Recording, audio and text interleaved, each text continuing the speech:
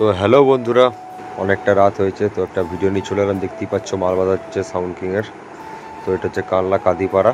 তো বৃষ্টির কারণে বন্ধুরা লেট হচ্ছে। তো এখন বাজে প্রায় 1:47 সামথিং।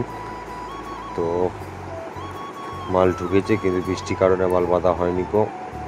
বুঝতেই পারছো বর্ষাকালের দিন, প্রচুর চারিদিকে বৃষ্টি হচ্ছে এবং জল কাদা। তো দেখো বন্ধুরা, এখানে মেশিন সেট আপ সব লাটানো হয়ে গেছে, দেখতে পাচ্ছ প্রায় কমপ্লিট মেসেজ সেট আপের কাজ লাটানো। এখানে আমাদের বাপন দেওয়া আছে। তো বক্সের পেছনে ওয়ারিংও টোটাল কমপ্লিট, দেখতে পাচ্ছ তোমরা।